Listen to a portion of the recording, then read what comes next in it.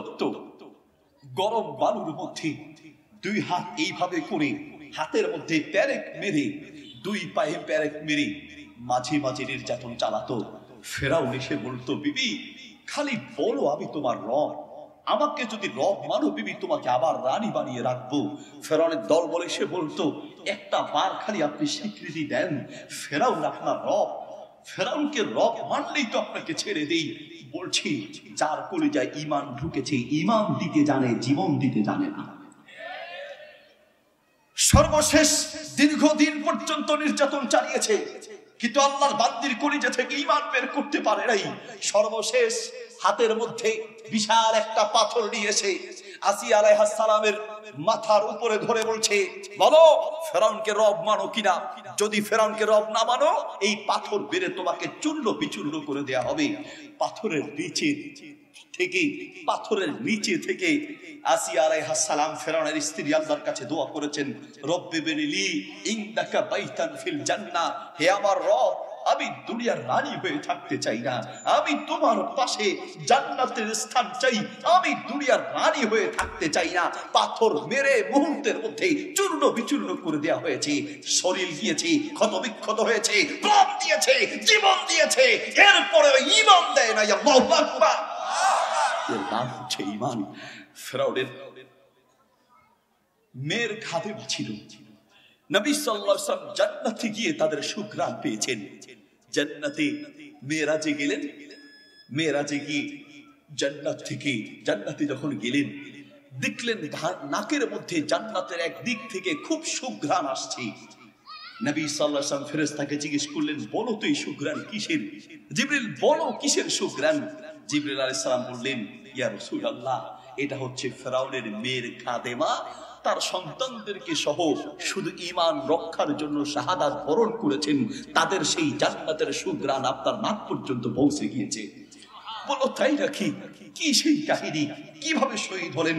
ফেরাউনকে রব না মানার কারণে দুনিয়া থেকে বিদায় হয়েছেন। ফেরাউনের মেয়ের একদিন চুল আঁচড়াচ্ছে, মাথার চুল আঁচড়াতে আঁচড়াতে হাত থেকে চিরুনিটা পড়ে গিয়েছে। চিরুনিটা নিলেন, নেয়ার সময় সেই ফেরাউনের মেয়ের খাদেমা বললেন বিসমিল্লাহ, আল্লাহর নামে তুললেন। আল্লাহর নাম নিয়ে তোলার সময় ফেরাউনের মেয়ে শুনে বড় অবাক হলেন, বললেন তুমি কার নামে তুলেছো? বিইসমি আবি, আল্লাহ বলতে কি আমার বাবাকে বুঝিয়েছো? বলছে লা, বিইসমি রব্বি ওয়া রব্বি আবিকি, আমি তোমার বাবার রব আর আমার রব সেই আল্লাহর নামে তুলেছি।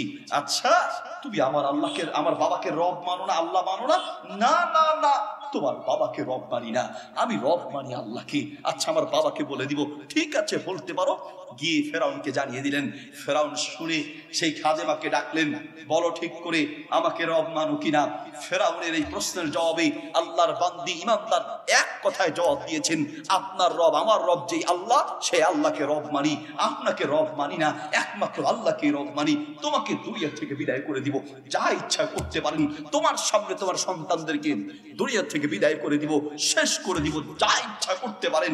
মুসলমানদের ঈমান নেয়া, মুসলমানদের জীবন নেওয়া চায়, ঈমান নেওয়া চায় না। আচ্ছা ঠিক আছে, দেখা যাবে তোমার ঈমানের মজবুত আর শক্তি কত বেশি। ফেরাউনের সেই মেয়ের খাদেমাকে এক পাশে দাঁড় করিয়ে সবগুলো ছেলেকে লাইন ধরে দাঁড় করিয়েছেন, আর মায়ের সামনেই একটা পাতিলের মধ্যে তেল উত্তপ্ত করতে লাগলেন। টকবক টকবক করছে উত্তপ্ত গরম সেই তেলের মধ্যে একটা বাচ্চাকে পাতিলের কাছে নিয়ে মাকে প্রশ্ন করছে, সে খাদেমাকে প্রশ্ন করছে, তুমি তো মা, তোমার সামনেই তোমার ছেলেকে তেলের মধ্যে ফেলে পুরো দুনিয়া থেকে বিদায় করে দিব, বলো তুমি ফেরাউনকে রব মানো কিনা? মহিলা দৃঢ় চিত্তে বলছে, আমি আল্লাহ ছাড়া পৃথিবীর কাউকে রব মানি না। ছেলেটাকে ধরেই সেই উত্তপ্ত তেলের মধ্যে ছেড়ে দিয়েছে, শরীর থেকে গোশত আর হাড্ডি আলাদা হয়ে তেলের সাথে মিশে গিয়েছে। এরপরে আরেকটাকে ধরেছে, বলো ফেরাউনকে রব মানো কিনা? আল্লাহ ছাড়া পৃথিবীর কাউকে রব মানি না। এক করে সবগুলো ছেলেকে শেষ করেছে।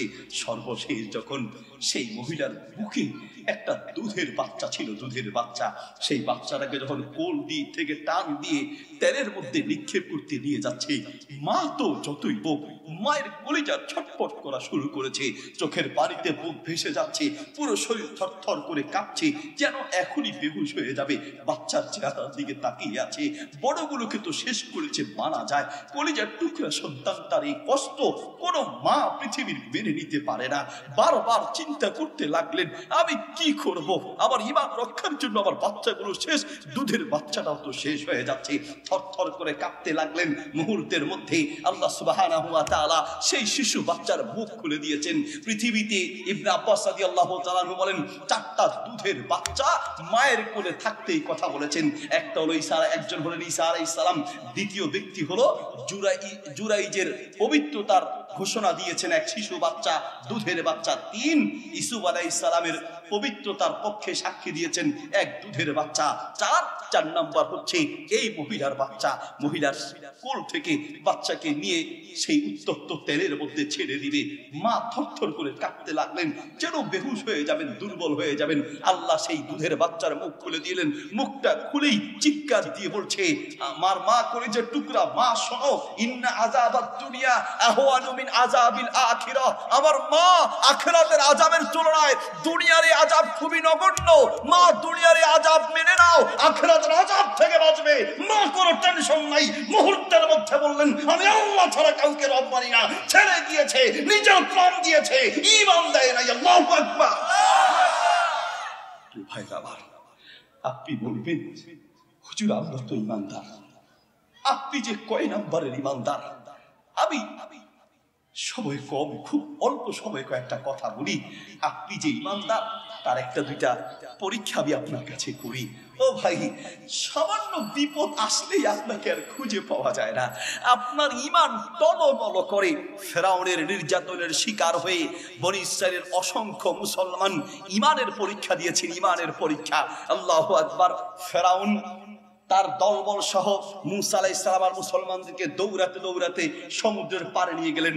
সামনে সমুদ্র, পিছনে ফেরাউনের বাহিনী ঘেরাও করে রেখেছে। এখন তো ধরা পড়ে যাবেন অবস্থা। কিছু লোক বলল, ইন্না লামুদরাকুন, ও মুসা, ধরা তো পড়েই গেলাম, আর তো উপায় নাই। মুসা আলাইহিস সালাম বললেন, কাল্লা ইন্না মাইয়া রাব্বি সায়াহদিন। কি মনে করেছো সামনে সমুদ্র, পিছনে ফেরাউনের বাহিনী, পালানোর কোনো জায়গা নেই, বাঁচার কোনো উপায় নেই, অসম্ভব। আমাদের সঙ্গে আমাদের রব আছে, ওই রব আমাদেরকে সাহায্য করবে। সমুদ্রকে 2 ভাগ করে মুসলমানদেরকে হেফাজত যিনি করেছেন তিনি কে? আরো জোরে। ডুবেছে কে? ফেরাউন। ফেরাউন যে পানিতে ডুবে পড়েছে, শুধুমাত্র এই বিষয়ে গবেষণা করে একজন নও-মুসলিম ঈমান এনে ইসলাম গ্রহণ করেছেন। সুবহানাল্লাহ বলেন। তার নাম হচ্ছে ডক্টর মরিস বুকাইরি। হেদায়েতের মালিক কে? হেদায়েতের মালিক কে? আল্লাহ যে মানুষকে কিভাবে হেদায়েত দেন, কখনো কখনো ছোট্ট ছোট্ট বিষয় মানুষের হেদায়েতের কারণ হয়ে যেতে পারে। এই জন্যই তো আমি বলি, ভাই, ঘন্টার পর ঘন্টা বক্তব্য লাগে না। আল্লাহ যদি মানুষকে হেদায়েত দিতে চায়, 2 মিনিটের বক্তব্য মানুষের জীবন পাল্টিয়ে দিতে পারে। হুজুর, আপনার ইন্টারনেটে 5 মিনিটের বক্তব্য শুনেছি, 2 মিনিটের অমুকের বক্তব্য শুনেছি। হুজুর, মাত্র 3 মিনিটের বক্তব্য শুনে হুজুর নিজের জীবনকে পাল্টে ফেলেছি। মাদক থেকে দূরে সরেছি, জিনা থেকে দূরে সরেছি। হুজুর, মাত্র 5 মিনিটের বক্তব্য শুনে বেনামাজি থেকে নামাজি হয়েছি। হেদায়েত যে আল্লাহ কত ভাবে দেন।